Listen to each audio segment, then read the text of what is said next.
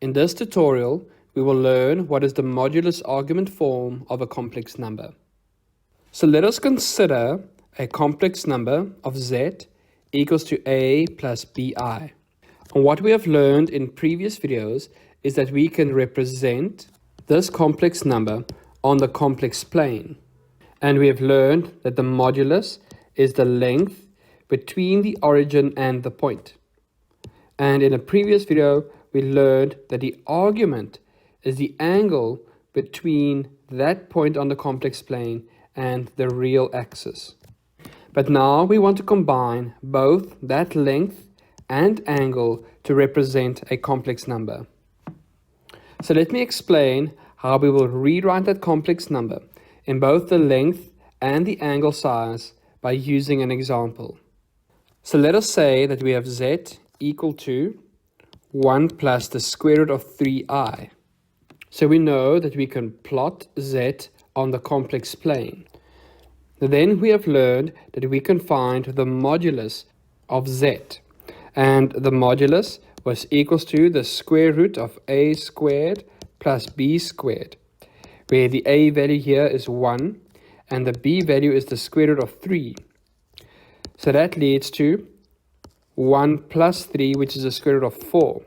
So the modulus is equal to 2. So the distance between the origin and that point is equal to 2. And we have also learned in a previous video how to find the argument.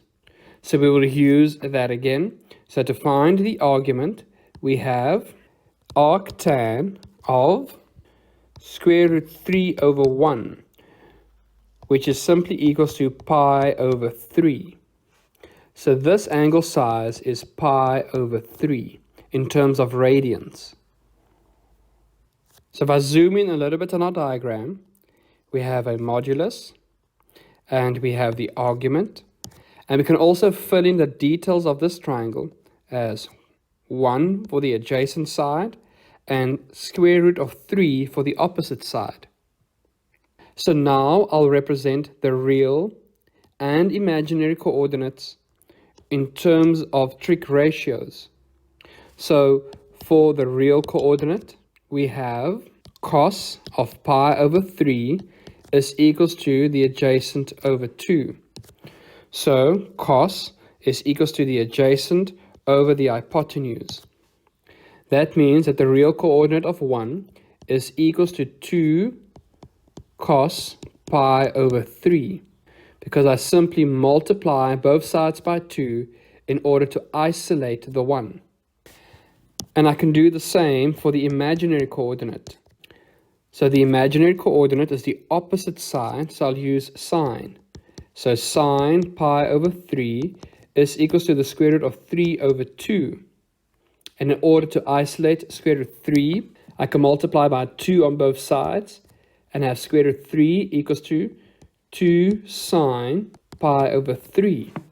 That means that these coordinates can be represented by 2 cos pi over 3 and 2 sine pi over 3 respectively. So now we can take our complex number, which was 1 plus square root of 3i, and rewrite it in modulus argument form by replacing 1 with 2 cos pi over 3 and by replacing square root of 3 with 2 sine pi over 3. So the complex number in modulus argument form would be 2 times cos pi over 3 plus I sine pi over 3. And what I'm doing is I'm taking out 2 as a greatest common factor. And now we have the complex number in modulus argument form. So notice that the modulus of 2 is represented in the front of our bracket or our expression, and that the argument is represented in both the real and imaginary coordinates.